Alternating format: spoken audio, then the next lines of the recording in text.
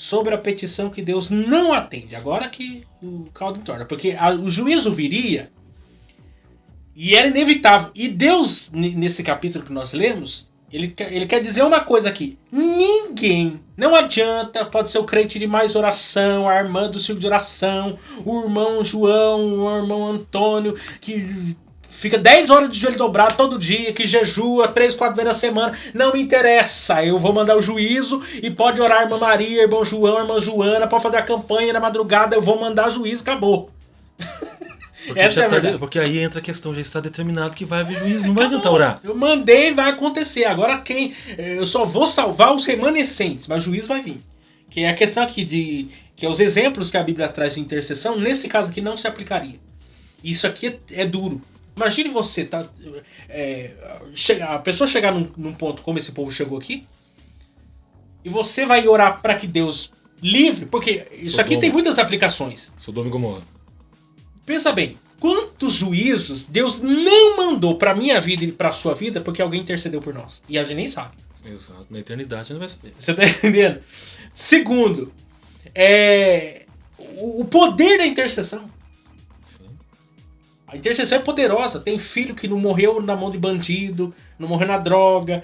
E tanta coisa que Deus livrou a pessoa porque alguém estava de joelho dobrado intercedendo por ela, como o caso de Abraão, Moisés, o próprio apóstolo Paulo em Romanos 10 e etc. Tem testemunho, Miquel, de irmã que estava mexendo, preparando o almoço. Deus falou, desliga o arroz, na verdade, desliga o fogo e vai orar. Ah, mas aí desliga e vai orar. Miquel, na hora você não sabe. Aí você entra no quarto, já bate o quê? Alguma coisa está acontecendo, vai acontecer. Daqui a pouco liga, olha, aconteceu isso e tá bem, pô. Dá aquele suspiro. Por que Deus te incomodou a orar? É uma batalha. Não, teve um caso, inclusive eu ouvi da boca de uma irmã, que inclusive é amiga, assim, tanto ela como a esposa, um casal de amigos, ela contou de uma situação de uma irmã em São Paulo. Deus falou com ela. Ora, redobra a oração, aumenta o seu tempo de oração, ore e ore mais. Mais ou menos um ano orando, Miquel. Até que a tempestade chegou. Aí ele entendeu. Por que Deus mandou ele orar? Porque era para acalmar a tempestade? Não. Para fortalecer ela a passar pela situação. Exatamente. Isso me faz lembrar de um texto, que é um texto de contexto de batalha espiritual. Paulo falando sobre isso, Efésios 6. Efésios 6. Que a luta não é contra a carne e contra o sangue. Portanto, tomai toda a armadura de Deus para que possais resistir no dia mau e, havendo feito tudo, ficar firmes. Se você tiver revestido da armadura de Deus, o dia mau vai vir, ele não tem para onde correr, ele vai chegar para todo mundo, mas se você tiver revestido da armadura de Deus, você vai ficar firme. E pode ver que aí não é nada meritório. Não. Não é nada, não, eu venci porque eu sou o cara. Não, você venceu porque tem alguém por trás. Tem as armaduras espirituais. Exatamente. A armadura espiritual para vencer muitas vezes inimigos espirituais, não é nem carnal. Porque muitas das nossas lutas não são no campo humano, é no campo espiritual e a gente nem sabe. E um exemplo disso é Daniel. Sim. O que estava acontecendo nas regiões celestiais? Daniel sabia? Daniel não teve visão disso. Ele só foi informado quando o Daniel viu no primeiro dia. Quando você começou a orar. Ele era tão íntimo de Deus que Deus falou, não, já leva a resposta para ele lá. Primeiro dia. Os demônios lá em cima. Aqui vocês não passam, não. Porque vamos tentar entender, conjecturar na nossa simplicidade humana. É como se Gabriel cruzasse o braço e falasse, tudo bem, eu vou ficar aqui. Aí Gabriel, que não é anjo de luta, mandou um Atos pro Miguel. Aí vocês ó, Daniel era íntimo da oração, que ele continua orando, é algo normal. Não veio no primeiro dia? Vou orar. Já era tão normal para ele orar. Uhum. Todo dia, 3 vezes por dia. Até que completou o 21º dia, a resposta não chega para Daniel e... Falei, tudo bem, então vamos mudar agora o trajeto. Não que Gabriel, você tocou no assunto, não que Gabriel não lute, mas a gente entende que ele é específico. Ele é o mensageiro mesmo. Ele poderia pegar lá e falar, tudo bem, aí vai deixar eu passar ou não? É que um porque a gente... o calmo, o outro é o Pedrão. Não, porque a gente entende o seguinte, cada um ele é chamado para uma situação. Sim. Por exemplo, se eu quero que você entregue a mensagem, não fale nada, você só chega, entrega a mensagem e vai embora. Agora eu quero que você entregue a mensagem, vá com a espada, porque se precisar você... Opa, tudo bem, vai deixar eu passar? Não vai. Então agora é hora deixa eu passar ela aqui no esmeril. Mas não, porque cada um tem um propósito. Desembainha a tua espada, se prepare para lutar. Arranca e vai. É o que nós precisamos conhecer, que é conhecer mais o mundo espiritual. Sim.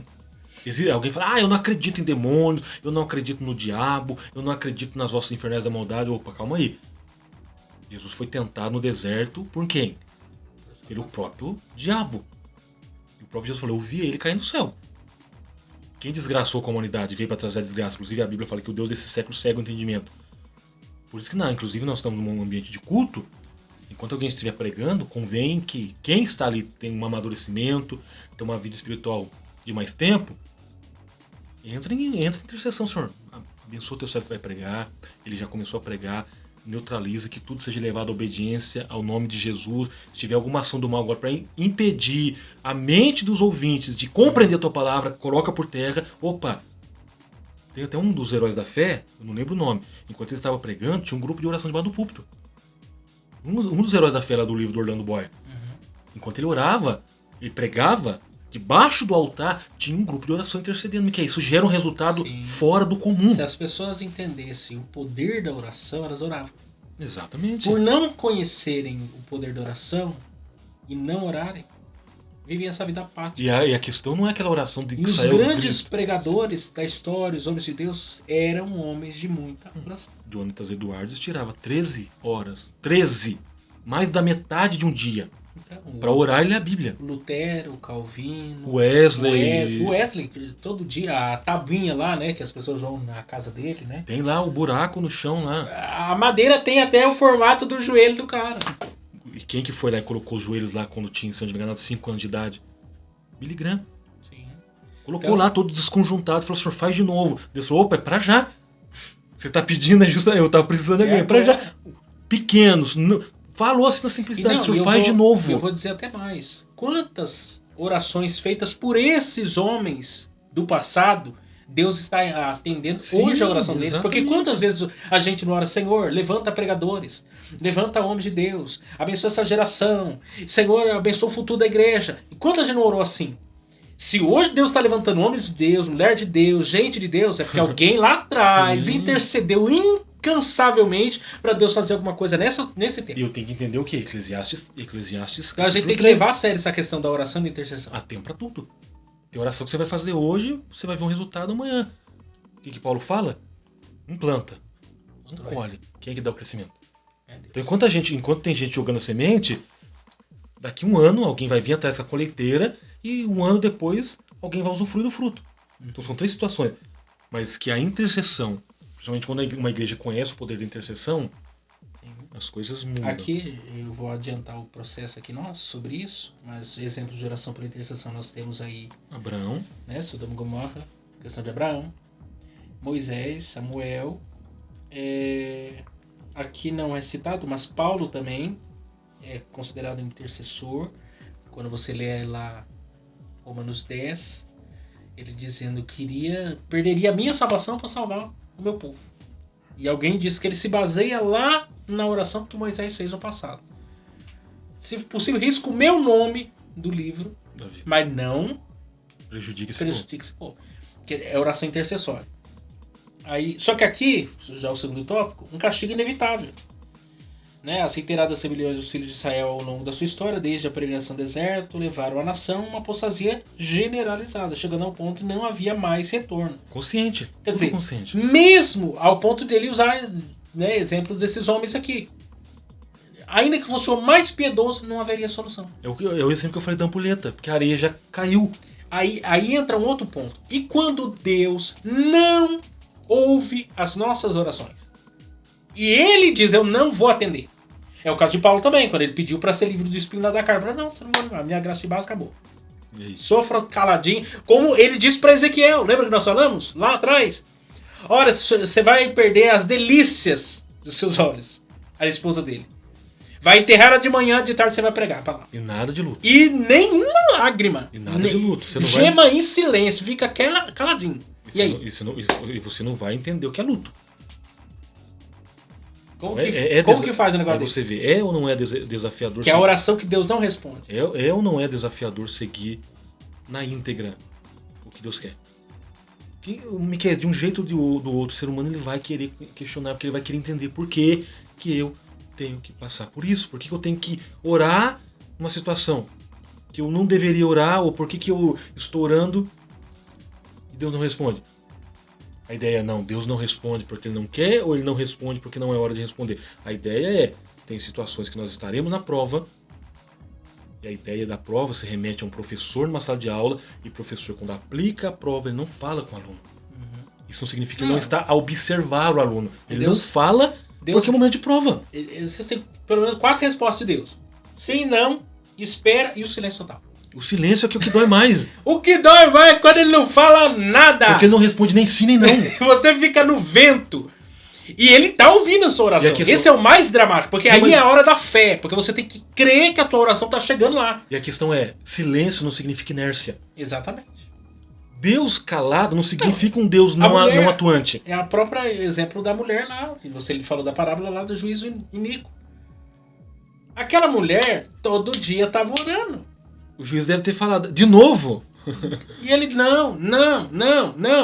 Mas lá, ainda o início da parábola, Jesus diz que o propósito da parábola é o quê? Para que eles perseverassem na oração. Insistência. Quer dizer, existem momentos que ele não vai dar uma resposta positiva ou negativa, porque ele quer que nós perseveremos na oração. Todas as coisas cooperam, então não é proposital, é proposital, tem um propósito. Ele fala assim, eu quero que o Gediel ora. Vai, ora aí, Gediel. Vai, você tá orando um pouco. Daí, não, mas senhor, eu quero uma resposta. Não, ora mais um dia, mais uma semana, mais um mês, mais um ano.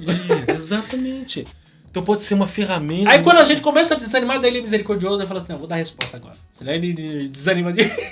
E Deus conhece as nossas limitações, que ele não dá uma tentação maior do que a nossa capacidade. Não veio tentação maior do que aquilo que a gente possa suportar. E ele mesmo já provei o escape, então... Tudo o que eu falo, né, que Deus é pedagogo. E como pedagogo, ele pode nos levar para uma sala de aula, fazer a gente sentar na cadeira, colocar lá o caderno em cima da mesa, olhar para o quadro, e ele só vai colocar as lições no quadro. E quando ele coloca a lição no quadro, é isso daqui que eu quero para você. E depois que ele dá a prova, ele cala. Ele está lá, sentado na cadeira dele, olhando para mim, e simplesmente ele não fala. E quando eu olho para ele, eu vejo ele olhando para mim. Pode ver que não é um Deus que está assim, ele está aplicando a prova e ele está lá. Não, ele aplica a prova e ele está de olho. Isso é zelo, isso é cuidado, isso é proteção. Porque ele sabe que nesse momento, o que o inimigo pode fazer? Começar a atacar. E aí, ó, não é o salmista que diz no Salmo 14? E disse honesto no seu coração, onde é que está Deus? Aí o diabo pode aparecer, aí camarada, ele está em silêncio, hein? Aí o que Deus faz? Deus já arregaça a mão em você, já apareceu por aqui, ó. Agora é hora de eu te pegar. A ideia de proteção. Ele não quer falar, mas ele tá agindo. Sim. Agora pensa bem, Deus, se tiver 10 justos lá, o senhor vai fazer isso? Não, não faço. Pode ver. Não. O tempo todo pedindo. Só um recorte antes de nós avançarmos. O Abraão tinha uma fé muito grande, gente. Porque aonde que ele achou que ia ter 50 justos numa cidade? Pô, os caras ali eram tudo o pervertido. O povo tava em Sodoma e Gomorra e não tinha nenhum justo lá. Nem o próprio Ló era justo. Foi misericórdia de Deus. Embora lá em 1 Pedro vai dizer o justo Ló, não era por méritos pessoais, porque o Ló era o trambiqueiro da história. Ele foi salvo pela misericórdia de Deus mesmo. Porque aquele cara lá tinha tudo para não ser salvo.